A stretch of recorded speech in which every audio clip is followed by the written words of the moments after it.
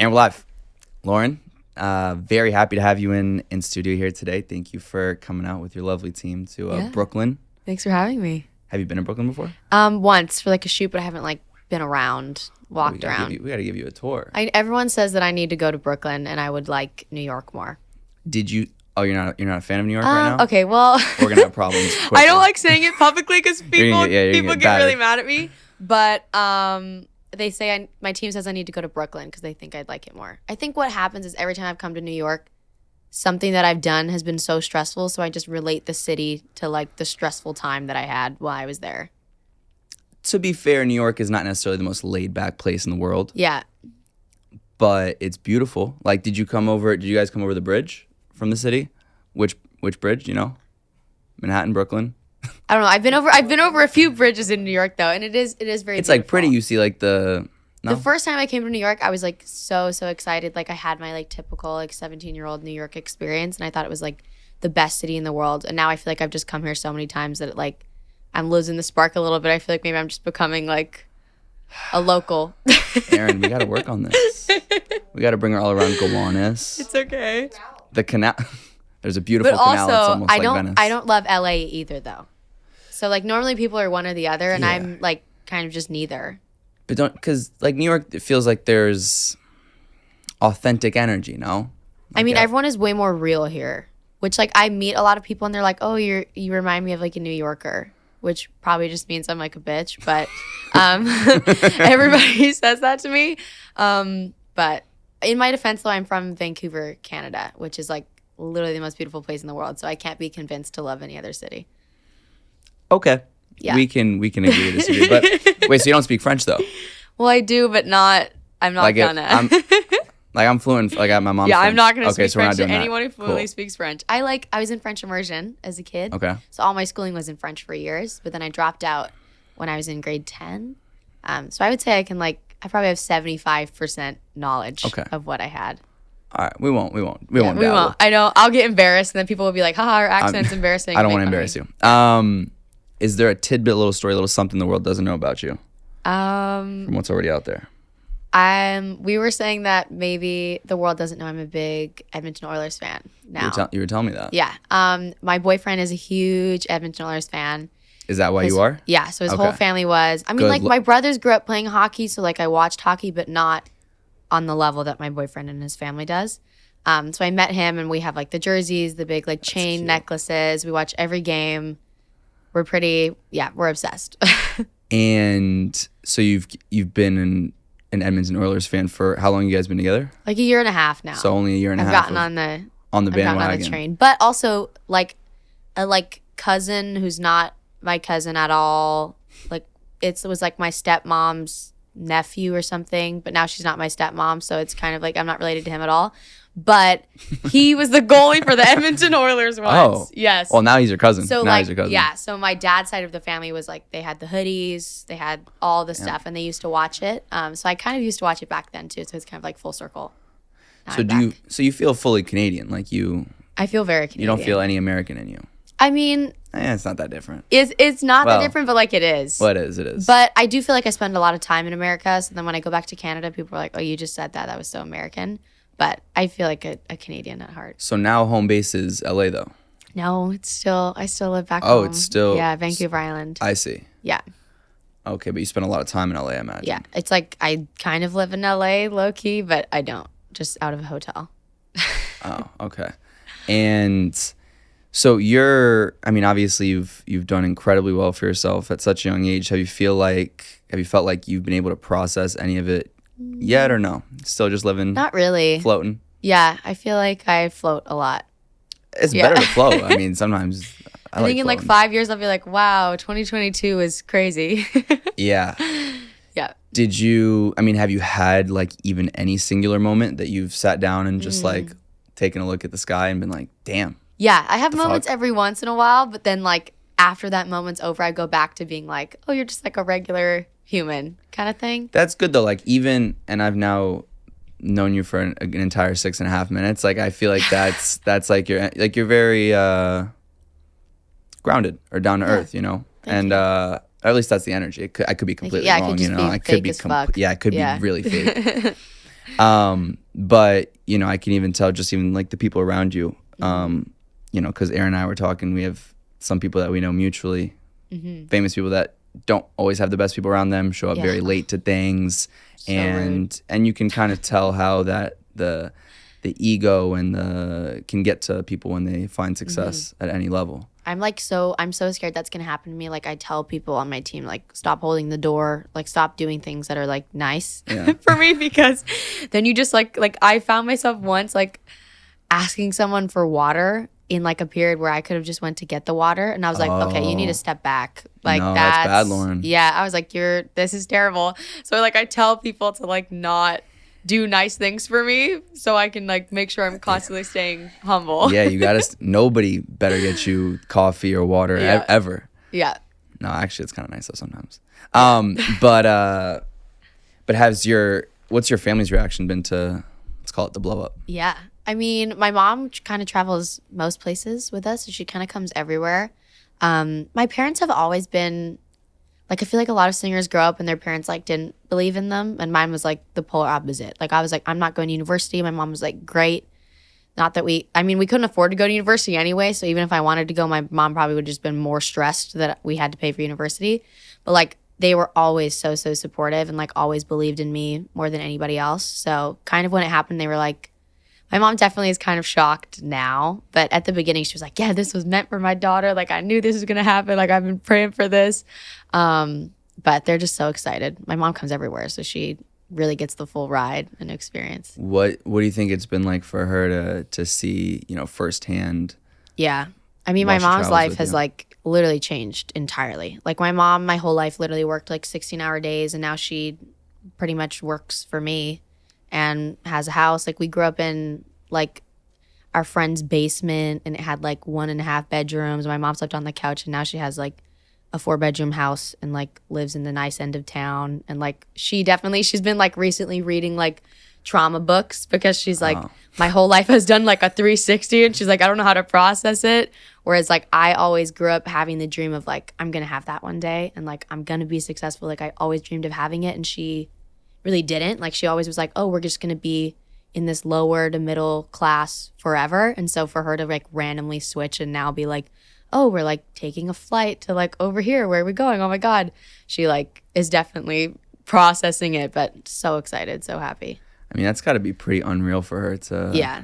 I mean, she's like the best hang. Like everyone on my team loves her because she's so excited about everything. I've heard stories about Carrie. Oh wow, Carrie. Yep. I didn't want to just name drop like that, but wait, am I allowed to name drop? Yeah, of course. We love Carrie. Shout out to Carrie. Yeah, shout out Carrie. Love you, Mom. That was good, right? I was waiting for a moment to drop that. Aaron was telling me like a lot of secrets. Oh God. Like the ham and cheese sandwich yesterday with mayo for lunch. Yeah. I heard about that. That's my go-to. It's an everyday experience. I thought that was special. No, but that also must be really insane for you to be able to like provide that for your mom, because it's one thing to like, I'd imagine as a parent to see your child do all these amazing things, but then also for you to be able to like, I guess if she's working with you or for you, whatever, that must be kind of a surreal feeling, especially at 19 years old. I mean, literally my entire life goal was to be like, I don't want my mom to work. Like I've always been like, I don't know what you're gonna do, Mom, but like you're gonna be like going to find fans in the audience to like bring them back for a meet and greet. Like we'll find you a job. Like I've always just wanted my mom to be able to do whatever she wants in life. And so it's like crazy that she finally gets to do that. Do you feel like it's almost in a weird way like scary that how quickly things have happened, because you know it sets the standard super high? Yeah. Oh my God. I'm like, you're a failure. Like your songs don't get enough streams. Like you're never gonna have that moment again. I'm like, definitely overthink the whole thing. But I also know that like I'm just obsessed with working. So like I would never like turn around and like just give up because I had like a certain level of success. Like my life goal will always be to be that success. So I know I would just keep going, but I definitely get in my head. So where was the motivation when you were younger? Was it to just be successful? Was it to take care of your mom, your family? I think it was like all. There was a lot of people who told me I couldn't do it, and I'm like obsessed with proving people wrong and being right. But I definitely was just like wanted to do music. Like I loved performing. I loved singing. Like, I was just obsessed with music and was like, this is what I want to do as a job. I don't care if I make $1 million or $10. Like, I just want to do music as a living. And so that was kind of the main goal. But definitely I had like a lot of angry, like, I'm going to prove people wrong emotions when I was a kid. How old were you when you knew that this was the life that you dreamed of? Honestly, I feel like I was like 5. But I feel like I was 11 when I knew that, like, oh, you could do this. I randomly entered this competition and sang with Keith Urban on stage in front of like a bunch of people. And that was like the first time I'd ever performed in front of thousands of people. And I had like a moment on stage being like, oh, like, this is really what I want to do for the rest of my life. And he like gave me a bunch of advice and like was telling me what I should do with my life. And from that point on, I was like, okay, if I just do what he says and just like continue to work hard, like, I can do that one day. Was there a moment, I guess, between 11 and 17 that you either had doubts that it would work or that you then got double confirmation that I'll figure it out? This definitely is going to sound like conceited, but I've never had a doubt that it wouldn't work. I've definitely been like, you might be 40 and still cracking at it, but I was like, I will not stop working till the day I die until I'm a singer. So, but I guess when I was like 15, I had like a video that went really viral on Facebook of me singing a Lady Gaga song. And which Facebook of all things is like so random and old school. But it got like 40 million views or something like that. And then that was like, then I did like a talk show. Then I ended up going on American Idol. And it was like kind of from that point forward, I got a manager. And then I was like actually somewhat making livable money off of, not like tons of money, but like a regular wage that I could pay rent or something like that. Probably when I was like 15 or 16, was like, oh yeah, we're going to do this. Let's just keep posting on social media. How much do you feel like the social media aspect has helped your career? Like everything. But like for you, do you feel like it's a combination of your understanding of how social media works, plus your talent, plus sometimes luck in the moment of like, how do you gauge that? I kind of think it's all three. I definitely think there's like a strategy to social media.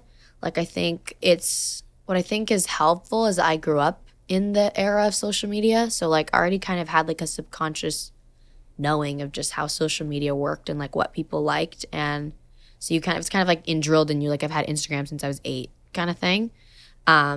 But definitely some of it is luck. Some of it is strategy behind the video. Some of it is talent. But also I see videos blow up with people all the time and I'm like, this is not the best video that I've ever heard. So like it definitely can be just like if the lyrics are written on the screen in a great way and like there's so many different things that are reasons. How would you advise like if you were, let's say back when you were 12 or 13 years old, or if you were 12 and 13 growing up now and you wanted to be a singer, like how much do you think that developing that presence on a TikTok or an Instagram or whatever it might be, and how would you approach it with the knowledge that you now have? Yeah.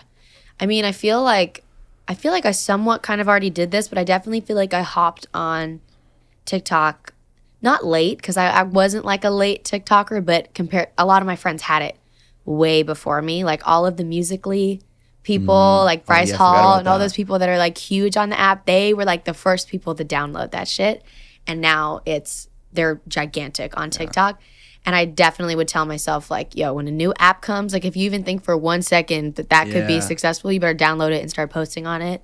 I would definitely tell myself to be consistent. I think I was pretty consistent when I was younger, but I didn't make it like, oh, you need to make sure you post today at this time at like blah, blah, blah, blah. Like I just kind of would post when I'd made videos.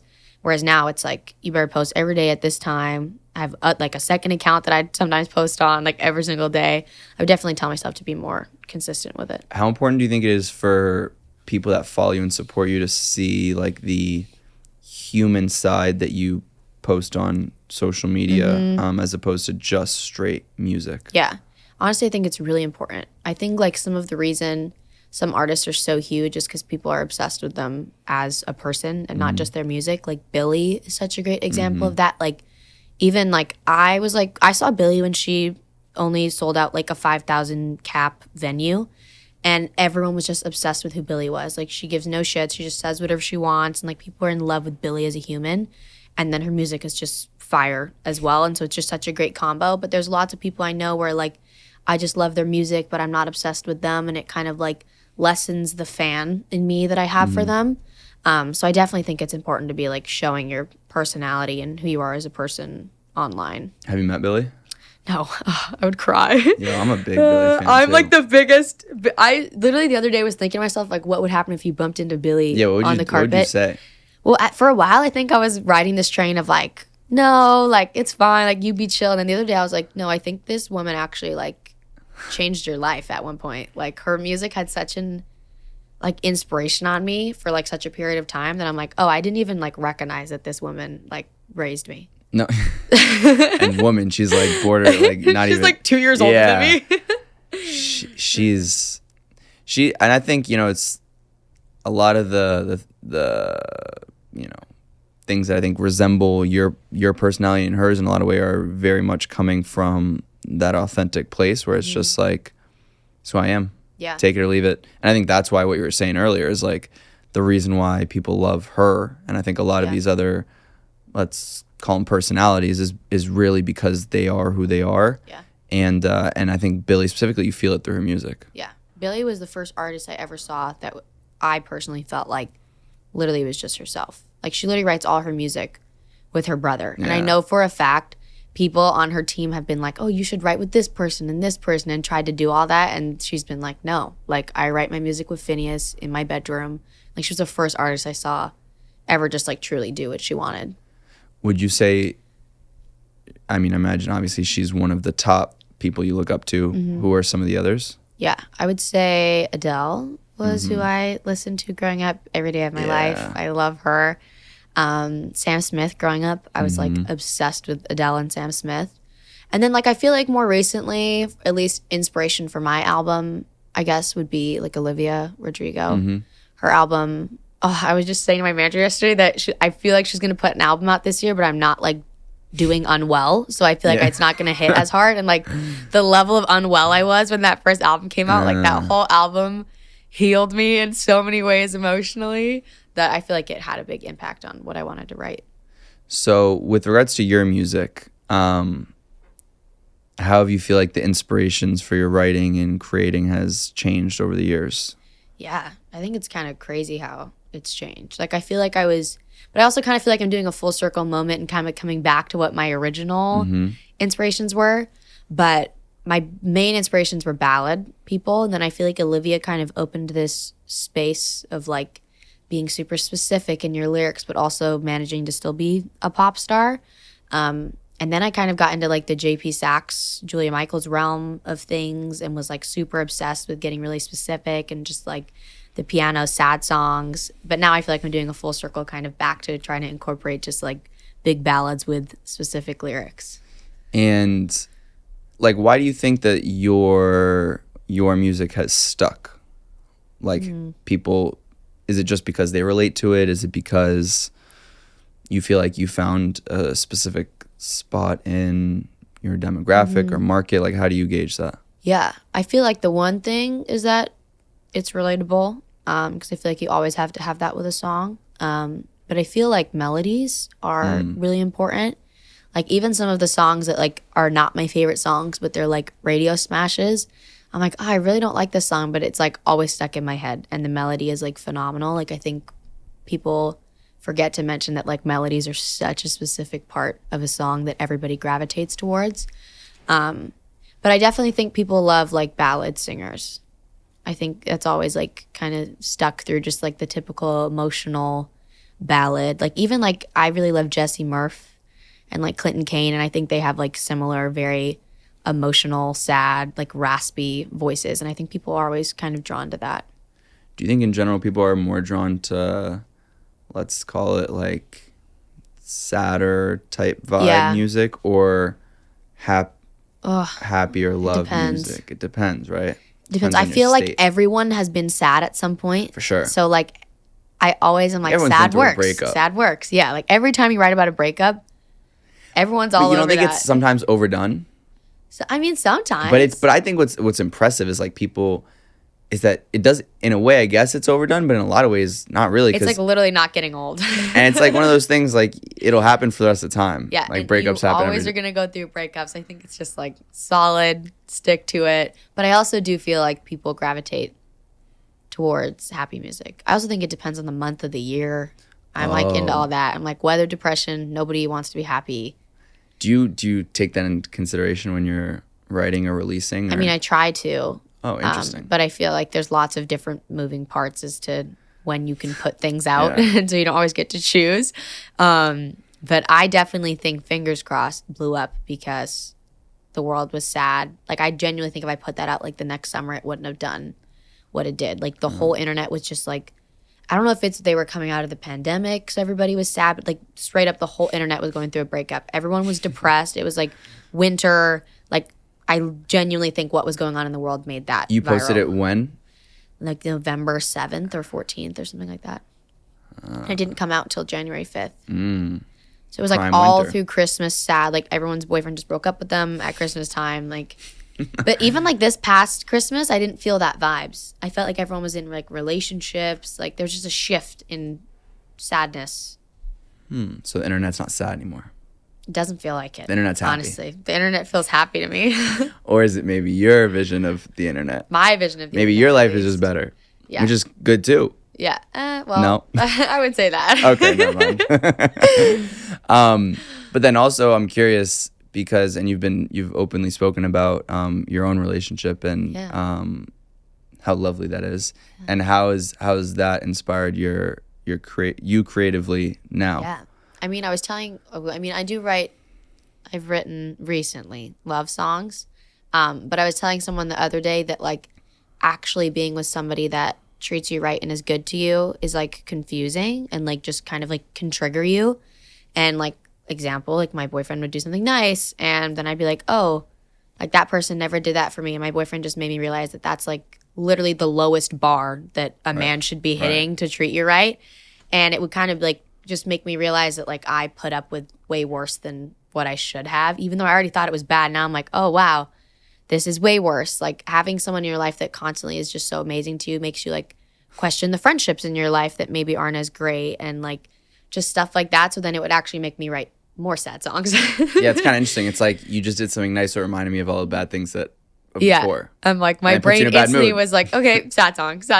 But in a lot of ways, that's like unwiring. It was bad unlearning all habits, the bad things you've traumas, learned. whatever you want to call them. And have you felt like you've been able to do that better? Like, how have you learned to unwire, past negative experiences? I mean, definitely now I'm a lot better, but I feel like at first I didn't even realize I was so mentally fucked until like my boyfriend would be like, oh, like, I'm really sorry about that, babe. Like, I just want you to feel understood. And I was like, this man's not gaslighting me. What do I do? Like, I was like so lost. And I was like, you're saying sorry? And he's like, yes, your feelings matter. And I'm like, okay. And then I would just start crying. And I'm like, I didn't know my feelings mattered. And I'd be like, what? Like, my brain is so wrong wired. Like, what's wrong with me? I was like, just literally felt like I was a crazy person. So it definitely took, I follow a lot of like psychologists and like just stuff about like learning how to like get over narcissistic abuse. Like I'm always listening to like podcasts and stuff like that about that. So I definitely had to do that throughout my relationship and just learn new things that I deserved. Well, so like if somebody's listening right now that's been through, let's say, a narcissistic individual, what's maybe one of the identifiers towards seeing, or one of the best ways that you've found to be able to unwire your own traumas from experiencing that? I follow this woman named Dr. Romani. Okay. How do you spell that? She's like, I think her Instagram is doctor, but just DR dot. And then I think Romani is ROMANI. Okay. But she's pretty popular. Like it would show up. And I remember my mom had sent me a link to like a video and she was like, you should watch this. It reminds me of someone from your life. And after I watched it, I was like, this makes so much sense. Like she does so many podcasts. She brings people on who are like going through it or have been through it. And she really talks it through of like, oh, your brain might feel this way because of this. And like every day is just posting like such educational content. Like I definitely think she was one of the reasons I like learned so much about it and learned about what happened to me. How long do you feel like it, like, do you feel like you fully, for lack of a better word, healed? I mean, I feel like I've healed from that specific relationship, but I feel like I have other relationships in my life where people are the same way and I'm not.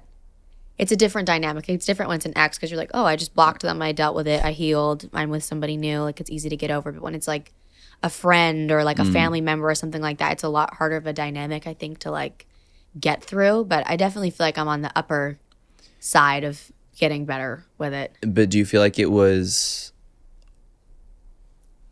either always their fault in the sense that it's just who they are, or it's maybe that you now can identify red flags better than you used to be able to? I mean, both. Like, now I'm like, this would never happen because I'm dating my boyfriend, but if someone came up to me and was like, oh my God, and just started love bombing me, I'm like, you're a narcissist, leave me alone. Like, you can't compliment me for like minimum amount of days or like say anything about our future for like 6 months or you're totally love bombing. Like, I definitely spot them out. So do you feel like, that's interesting. So you feel like you equate love bombing to potential narcissism? Yeah, it's like one of the key facts. Is this from Dr. Romani? Yes, it's from Dr. Romani. It's like a key fact of like, because the reason like you get into a relationship with a narcissist is because they're not a narcissist to you in the beginning. It's because they love bomb you and they like treat you the best you've ever been treated. They buy you flowers every day, and it's like a very slow process over time that things start to switch and you don't realize that they've switched.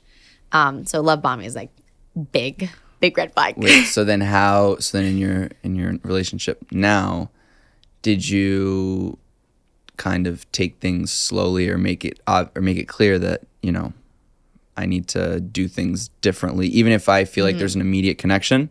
Yeah. How do we slow this down so make sure it's healthy? I mean, my boyfriend was kind of the same. Like, my boyfriend just like a couple months ago gave me something for our 1 year, but he got it the day we started dating. And he told me, he's like, I really wanted to give it to you, but I knew I had to wait a period of time so you didn't think I was like love bombing or like crazy. Like, he kind of thought the same thing. Like, he was like, I don't want her to think I'm crazy. And I was like, I don't want him to think I'm crazy. So I think we were just on like this mutual, like, getting to the point where we could be like, hey, I love you. But did you make it obvious? Like, did you have the conversation in the beginning about how you wanted to go, let's say, slower based off of your previous experiences? Yeah. I mean, my boyfriend and I definitely had like so many conversations at the beginning. Like, I initially even was like, I'm a touring artist, so like if you're just here to fuck around, like this is a waste of my time. Right. So like I'm not asking you to like see a future with me, but like if your goal is to just like hang out with me for fun, I'm not here for that. So we had like lots of conversations just like from the beginning of like, I literally was like, I'm not trying to love bomb you, but like I need to know like what religion you want to raise your kids. Like this is like important questions to me, or this isn't worth like even meeting you. Because I mean, the problem is like if I wasn't an artist, I wouldn't ask those things. Really? But, why? Well, because I feel like because I tour so much and because I'm away so much, like the effort that I have to go to make relationships work, even just friendships, is like beyond what other people have to do. Right. Like I have to like miss things in my life to like call the people that I love to make sure I still have a relationship with them, or like it's just not going to happen. I'm going to be in Australia for 3 months and I'm never going to talk to them kind of thing. But me and my boyfriend definitely were like chill at the beginning. Like we were like, okay, I can't say anything too crazy, but I definitely talked to him about like my traumas and things that like I'd been through, and like he definitely knew that about me.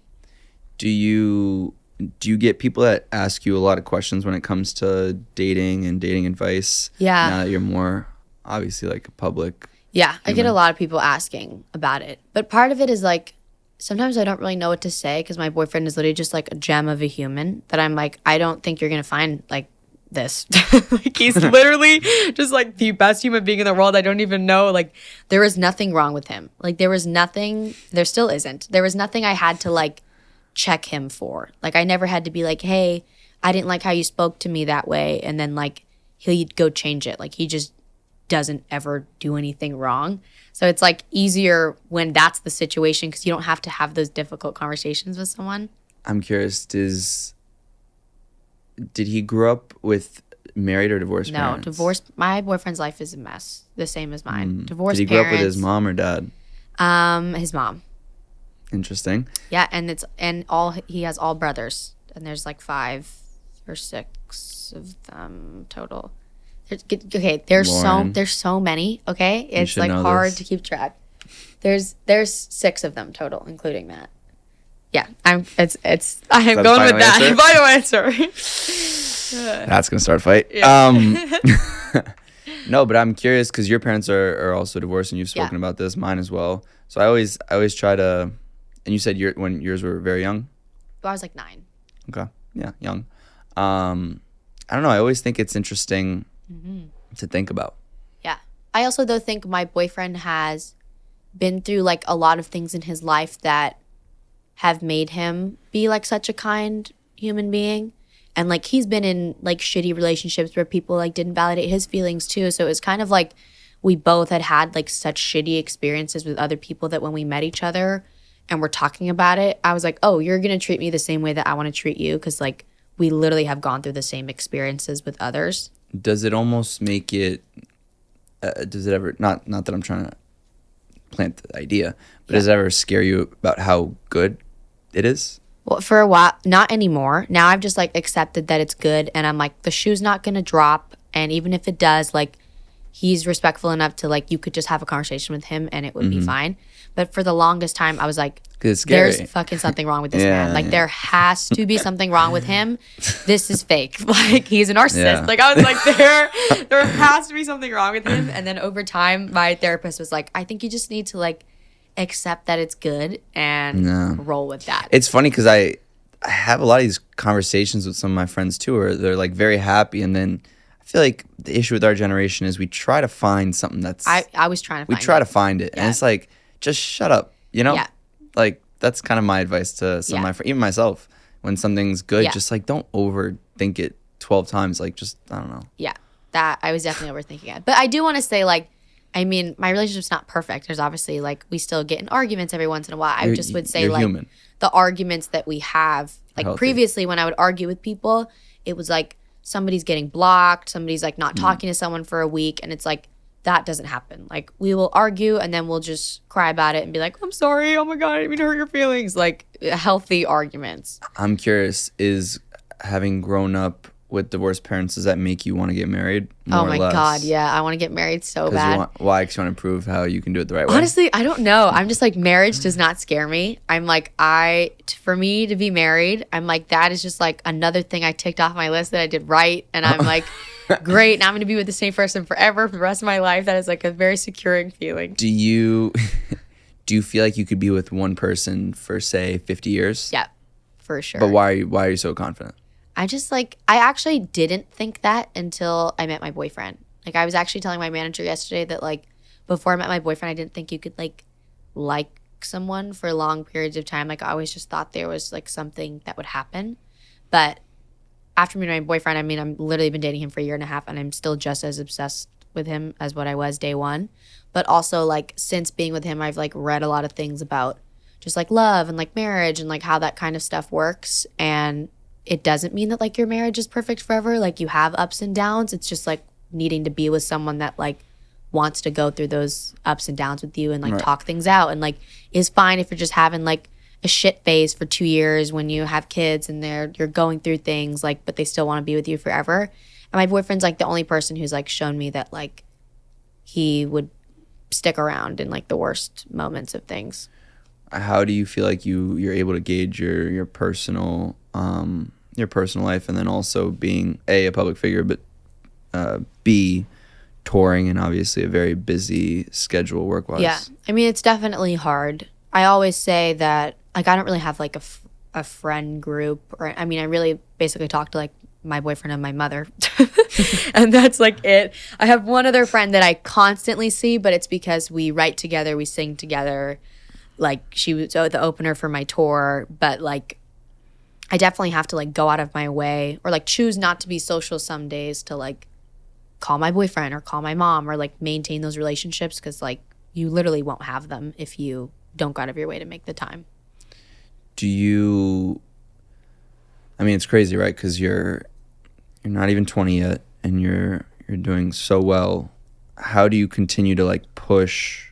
You know, we were talking earlier about or you were saying that, you know, when you see the number of streams or this, that, the third, but like how do you continue to like push the standards so that there is growth in your career as opposed to like, does being stagnant scare you? Because even being stagnant at the level that you're at right now is already quite good, right? So it's like for some people they would kill for that. For others to see any type of leveling out is extremely scary.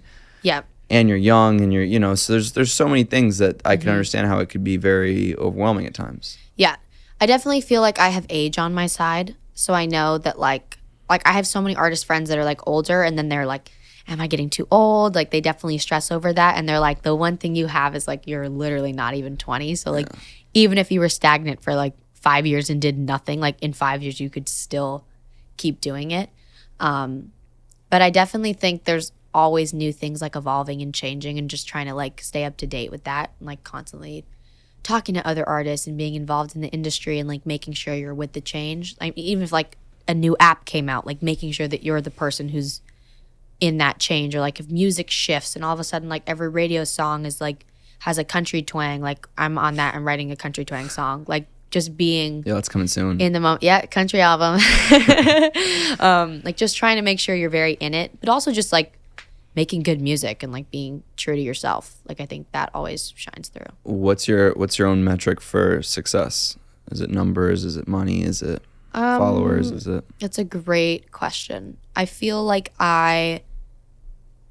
it depends what level of success you're talking. It's never money. I feel like when you're a public figure, that ends up kind of just being like a bonus. Like even as a kid, when we had no money, I definitely was like, oh, we're gonna have a big house and it's gonna be great. But like, I've never been the person who just like, watch me in 20 years be doing this. But no, I've never been the person who just wants to like walk around in Louis Vuitton and have like a Lamborghini and like post it online. Like I hate that shit.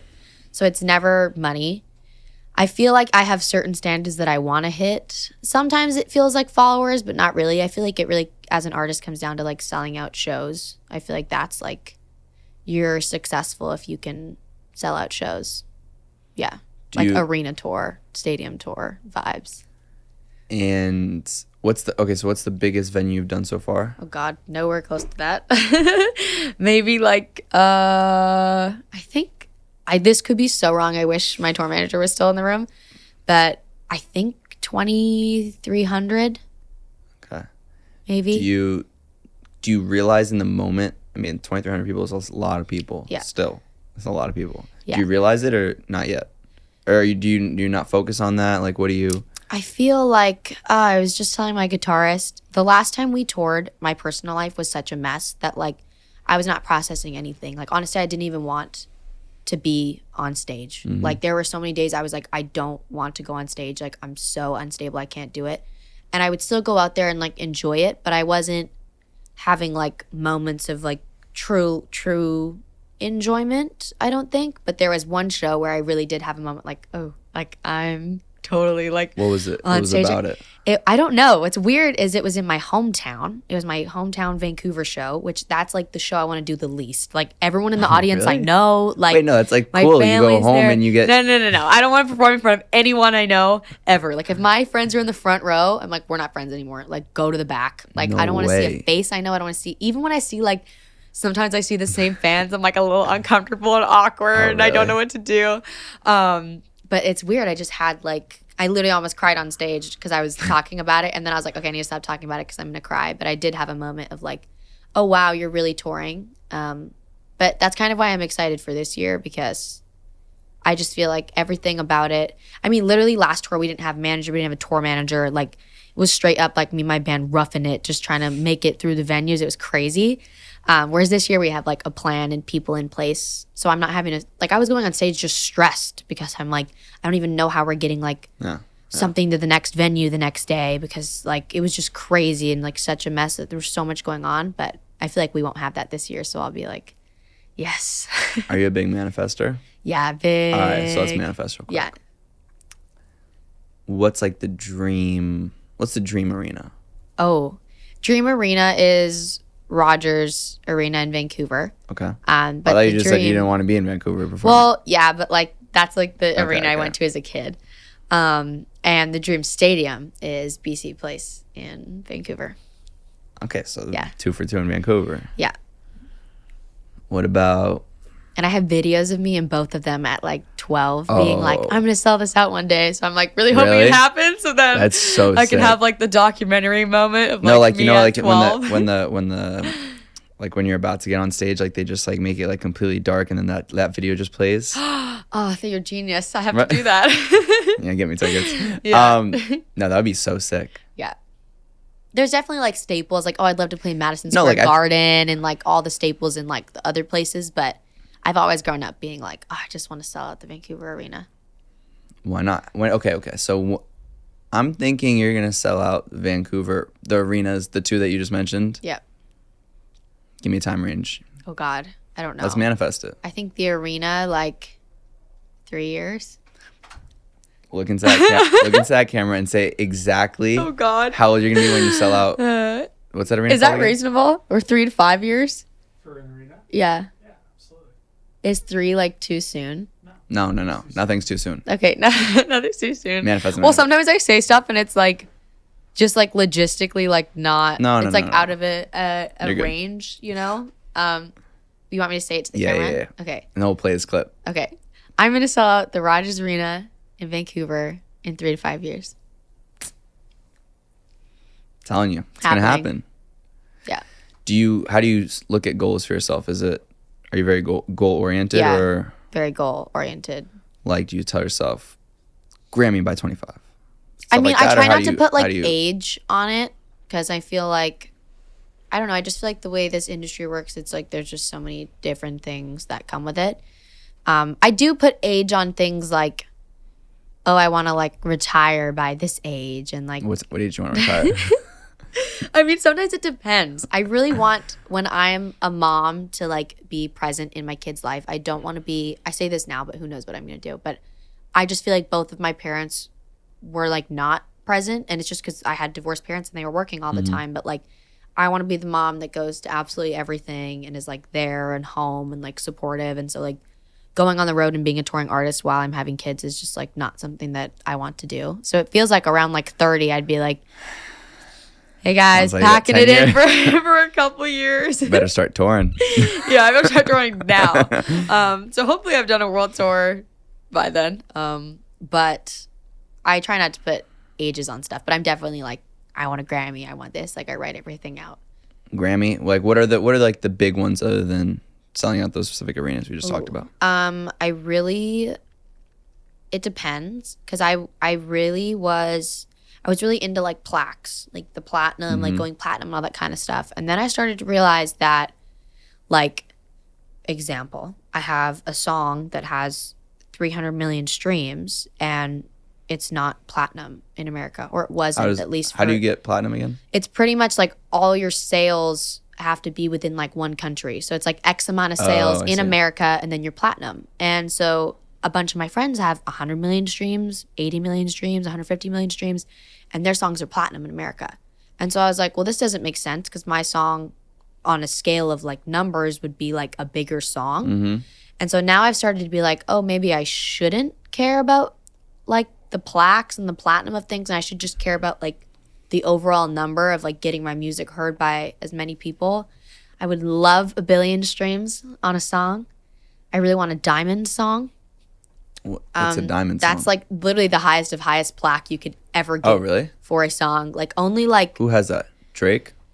Post Malone just Michael broke Jackson? the record for most diamond songs ever. Way, it's really? like, I think it's like 6 or something like that. Only like 100 people, I think, have like diamond songs. Like I remember like 2 years ago, Party in the USA by Miley Cyrus went diamond. That definitely went diamond. It has to be literally like the biggest song 100% ever to go diamond. I would love 1 billion streams on a song, though. I realistically actually love 2 billion on a song, but I'm shooting for 1 billion first. Yeah. Well, you got to get to 1. Yeah, you got to get to 1 before you get to 2. So. Okay, and now we have. So we were talking about it before. New album coming out, tour coming out. By the time that we release this, I'll be okay to do it. Yeah. To release this, or else Aaron's gonna put a gun to my head. Yeah. Tell us a little bit about that. Yeah. Can I say what the album is called? Oh, okay. Let's go. Yeah. Debut album. Oh. I'm scared, but I'm excited. But the album is called Mirror. Okay. Kind of for a few different reasons. I wanted the title of the album to be just kind of talking about how every time I write a song, I'm like reflecting on something. And like, when do I reflect the most? Like when you look in the mirror, like therapists always say, like, you should just stare at yourself in the mirror, like every morning for like 10 minutes. And it's like, that's when you're really like, there's something wrong with me. Yeah, I can't do it because I just start like unraveling my entire childhood. And then I'm like, okay, you need to stop. But once you're like in a healthy place, you should look in the mirror. Yeah, for sure. But just like I always reflect. Like when I'm sad, I look in the mirror and I'm like, damn, this situation sucks. Like every time I looked in the mirror, I was like wanting to write something. But then also the concept of like my album, I feel like has so many different emotions. Like there's the breakup, there's the getting over it, and now I'm with somebody else, and now I'm like happy at the end of it. And it's just like a whirlwind of emotions. And I was like, who's the one thing or like who's the person in my life that has seen all of this? And I was like, my bedroom mirror has seen absolutely everything I've gone through. So are you releasing it in an order that makes that kind of chronological sense? It's pretty much like the beginning of the album is the breakup, and then the middle of the album is like discovering he's a narcissist, like the healing, getting over it kind of vibes. And then the back half of the album is like, I've met my boyfriend. Still sad songs because of the like unlearning. I mean, we literally have a lyric that says like to unlearn all that we've learned, which is just the talking of getting over all of that kind of stuff and healing. But then finally, by the end of the album, there's the love songs. And so then that's being followed up with a tour? Yes. That sounds fun. People are going to kill me if I don't go on tour. I think it's like my only comment. So have you guys finalized that? Yeah. Do we know how many different places? And yeah. We're going to US and Canada, and then we do Europe, UK, Europe, and then we're going to Australia. How many different cities? I think there's about 20 to 22 per like region, I think, right? 20 to 22 shows total. In US, Canada. Yeah. And then like 20 to 22 shows total, UK, Europe, and then there's like 7 in Australia, I think. A little less, but. 5? Do you, in the US, are you going to be in New York? Yeah. Are we allowed to say the venue? Do we know? TBD? TBD. Okay, cool. TBD. I think we're doing 2 nights though. Do we know when? Do we know when New York? Irving Plaza. Oh. But yes, we do. It's Is there a chance? I just don't know if both are announced. That's fine. One and then, That's fine. but 25th, 26th of July. But I'll blow it up. You'll be there. I'll be there. We'll make sure you're there. I'll be there. I'll be dancing. Yeah. I'll be singing. Crying. Oh, crying. I forgot. Shit. No, but that's super exciting. Yeah, I'm very excited. Any nerves or more just excitement? I'm more excited. Like I said, like the last tour, we didn't really have any production. It was just like a very strung together, like let's go on tour with absolutely like nobody. And this tour, it's like based around the album. So, Right. I mean, even just like the outfits are going to be better. Like everything's just going to be really put together, and I'm super excited. When does it start? July 14th-ish. Yeah, Then July. for a couple months. Yeah. I mean, honestly, I feel like I'm pretty much on tour till like December. We have like breaks in between the regions. Okay. They're like a week or two, but I mean, I'm just going to get like the typical, like after tour, every artist just gets sick. So I'm going to be like sick on the off weeks probably, and then go straight back to tour from just like July to December. It's a lot. It's a lot, but it's a lot. It's fantastic. To wrap things up, do you ever think about legacy? Do you hope people remember you a certain way? Not going to win in a very long time. Yeah. I mean, I feel like that's so long away. I just feel like people remember me as like someone who wanted to like help other people. Like I always write songs because I just want to help other people, and like I hope no one else goes through what I go through, but unfortunately they do. So at least we have like a song I've written to like help us get over it. But also just from being like myself. Like I feel like anytime I think of Billie, like I just think that she was herself, and there's so many artists that were like that, and there's so many that aren't. And I don't want to be remembered as someone who didn't do what they wanted and didn't just like push the bounds to be who I am. Well, I'm rooting for you. I think you're awesome. I think you have the right mindset and clearly the right people around you, and on a personal and I guess professional level as well. And I'm excited to see you continue do your thing, and everybody got to tune in because we have arenas to sell out. Yeah, we have albums to sell, and no, but on a bigger note, I think that just you talking about all these things and being authentically yourself, I think that's the reason you're already finding success and will continue to find success. So, you know, I'm looking forward to the future for you. Thank you. Thank you, Lauren. Yay, thanks. Sweet. Thank you so much for watching this video. If you haven't done so already, please make sure you like the video, subscribe to the channel, follow me on Instagram at felix.levine, and if you have something to say, please leave a comment.